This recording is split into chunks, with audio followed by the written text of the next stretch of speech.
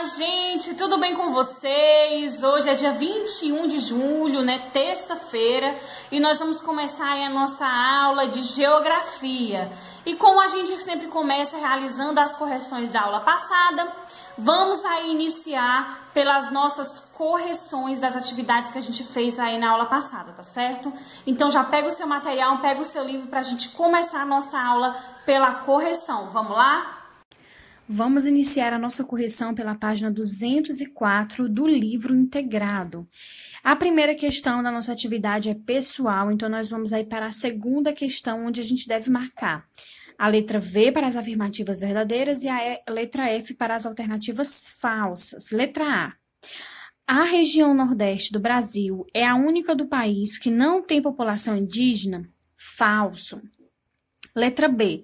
A população indígena está presente em todas as unidades federativas do Brasil? Verdadeiro. Letra C. A região centro-oeste é a que tem a maior população indígena do Brasil? Falso. Letra D. A FUNAI não participa do processo de demarcação das terras indígenas? Falso. Letra E. A população guarani pode ser dividida em 3 grupos? Verdadeiro. Letra F. A maior terra indígena pertence aos Yanomami? Verdadeira. E a última aí, letra G. A etnia Wapixana ocupa áreas do Tocantins? Falso. Então, aí na terceira questão, justifica as alternativas incorretas da questão 2. Então, a letra a alternativa letra A é falsa, pois a população indígena está presente em todas as regiões do Brasil. Na letra C, é falsa, pois não é a região centro-oeste que apresenta a maior população indígena, mas sim a região norte. Na D, é falsa, uma vez que a FUNAI tem papel fundamental no processo de demarcação de terras indígenas. E a última aí, a letra G, é falsa, pois a etnia Wapixanã ocupa áreas de Roraima e não do Tocantins. Agora, nós vamos fazer a correção da nossa ficha de atividade, página 111. Na primeira questão, apresenta aí um mapa, né? Onde a gente pode ver, observar aí que ela está pintada de verde as terras indígenas que estão regularizadas, de amarelo as homologadas e de laranja ou vermelho, aí no seu livro, não sei como está, declarada as terras indígenas, tá certo?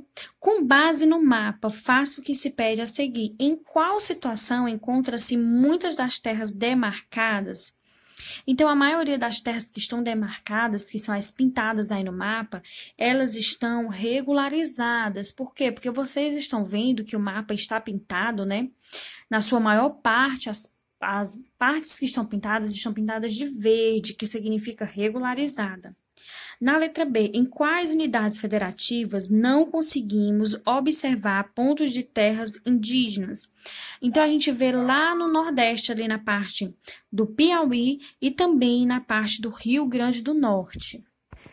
Aí, na página seguinte, né, nós podemos ver a segunda questão, relacione a primeira coluna com a segunda. Então, na página 112, vocês irão relacionar da maneira que vocês estão vendo aí no vídeo de vocês, tá?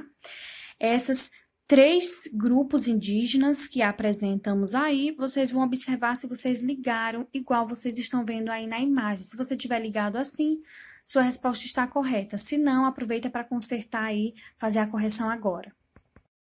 Muito bem, meus amores, feita a nossa correção, vamos agora começar o nosso capítulo, né? O nosso capítulo 4, que é o capítulo que vai fechar aí o nosso livro 2, né? No último capítulo, o último assunto que nós vamos estudar aí sobre essa unidade de diversidade cultural aqui no nosso país, no Brasil. E aí, logo na abertura desse capítulo, na página 205, vocês estão vendo, né? Uma imagem de várias crianças e escrito aí numa lousa, né, quilombolas. Então, é exatamente sobre esse assunto que nós vamos estudar, sobre os quilombolas, né? Vocês já viram aí mais ou menos no conteúdo de história o que eram os quilombos e agora a gente vai estudar mais um pouco, aprofundar os nossos conhecimentos sobre esse assunto. Então, pega o seu livro, fica ligado na aula, observa as imagens para você aprender um pouco mais sobre esse assunto. Vamos lá? Aí, na abertura do nosso capítulo, nós podemos observar essas crianças, né, perto aí dessa lousa com o nome escrito quilombolas. E nesse capítulo você vai estudar a população quilombola, o que é e a importância do censo agropecuário. Na seção Conversa Vai, o que você observa na imagem sobre o que as crianças estão falando?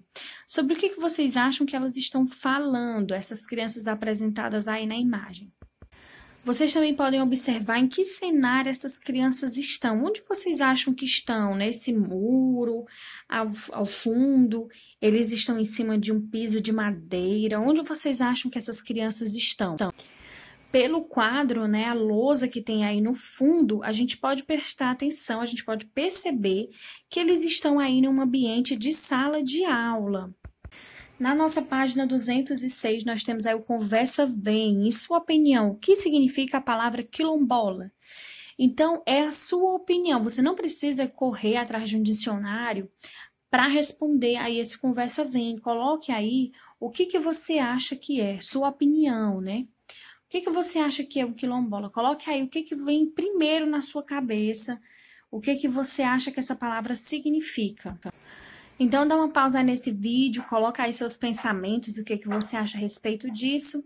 Depois você volta para cá e a gente vai ver aí o que significa aí, né, numa questão jurídica, o termo quilombola, tá? O termo quilombola, quilombo, é uma categoria jurídica usada pelo Estado brasileiro a partir da promulgação da Constituição Federal de 1988, visando assegurar a propriedade definitiva às comunidades negras rurais dotadas de uma trajetória histórica própria e relações territoriais específicas, bem como ancestrabilidade negra relacionada com o período escravocrata. Nesse sentido, há outras terminologias para o termo quilombo, como terra de preto, terra de santo, mucambo, terra de pobre e entre outras. E aí a gente pode ver também, né, no livro de vocês, na página 206, esse pequeno texto, quilombolas. Quilombolas são os habitantes dos chamados quilombos. Os quilombos são uma parte fundamental da história brasileira e da nossa sociedade. No passado, os quilombos eram organizados por escravizados, fugidos e rebeldes, que se libertavam do poder dos senhores de escravos e passavam a viver com outros rebeldes em locais mais distantes, normalmente afastados, em morros ou florestas. O mais famoso dentre os quilombos foi o chamado Quilombo dos Palmares. Podemos dizer, portanto, que a formação dos quilombos era uma prática de resistência à escravidão. E aí vocês podem ver, né, o Vale a Pena Conhecer, leiam aí um pouco sobre essa história em quadrinhos, e aí, de repente, se você conseguir fazer a leitura desse livro, ter acesso, né, seria uma boa para você ainda aprender muito mais sobre esse assunto. Quilombolas após o fim da escravidão. Com o fim da escravidão no Brasil, os quilombos permaneceram como espaços de memória e sobrevivência das famílias de pessoas que haviam sido escravizadas, mas depois foram assimilando outras pessoas nas comunidades quilombolas. Aí no ícone oralidade, após o fim da escravidão, quais dificuldades você acha que as pessoas que haviam sido escravizadas enfrentaram? Então, gente, é muito importante enfatizar que o fim da escravidão no Brasil não marcou a assimilação harmônica dos negros na sociedade. Então, esse processo, ele foi um processo muito difícil. Imaginem aí, né, gente, como foi difícil esse período, as dificuldades aí que os negros enfrentaram após a abolição da escravidão. Eles viviam, né, nas fazendas, junto aí aos seus donos, né, entre aspas, né, mas eles viviam num lugar escravizados e quando os últimos negros foram libertos, imaginem, gente, eles não tinham para onde ir, eles não tinham emprego, eles não tinham renda, eles não tinham como se alimentar, como se sustentar. Então, esse período foi um período muito, muito difícil. E os quilombos, eles foram uma forma de superação dessas dificuldades por meio da união cultural e produtiva. E é isso que a gente está vendo aí, logo na sequência desse conteúdo, na página 207, preservando a cultura e a história. Vocês vão ler, tá? Esse texto apresentado aí nessa página, vão observar aí as características desse trabalho, dessa preservação da cultura e da história. E é importante que vocês percebam, né, que essas comunidades quilombolas se organizam justamente porque individualmente, né, sozinho, essas dificuldades não poderiam ser sanadas. Percebam aí, né, que grande parte dessas comunidades quilombolas estão aí no espaço rural, ou seja, né, estão longe das grandes cidades, da área urbana, tá certo? Lembrando aí que a área urbana, né, são as cidades, e a área rural é o campo. Então, lembrem aí desses dois conceitos, entre cidade, né, a área urbana, e rural, aí o campo. E aí vocês já podem imaginar, né, se na área rural, quais são as atividades aí desenvolvidas. A gente vê nessa imagem, né, a comunidade quilombola que vive próximo ao Rio São Francisco, e o que elas estão fazendo? É uma atividade mais comum na área urbana ou na área rural, né? Então, essa é uma atividade própria da área rural. Já perceberam aí, né? Já descobriram o que essas mulheres, esses homens, eles estão fazendo, né? Eles estão aí descascando a mandioca, né? Mandioca, macaxeira, o que a gente chama aqui, né, de mandioca ou macaxeira. Eles estão descascando aí a macaxeira, provavelmente, né, para fazer farinha, para extrair aí a goma, para fazer tapioca, né? Então, é uma atividade típica rural. Logo aí, depois desse texto que você vai ler, vai fazer a leitura, tá certo? Leiam esse texto aí, Preservando a Cultura e a História. Vocês vão ver a seção de olho no local. Será que em sua unidade federativa existe alguma comunidade quilombola? Realize e tente descobrir se há algum quilombo na unidade federativa onde você vive. Se houver, registre em seu caderno o nome desse quilombo e em qual município ele está localizado. Então, essa é uma das atividades que vocês irão realizar. Realizem aí essa pesquisa. Vamos descobrir aqui se no nosso estado do Ceará tem algum quilombo. Vejam em que cidade, em que localidade, que município se encontra esse quilombo, para você anotar aí no seu caderno a resposta, tá certo?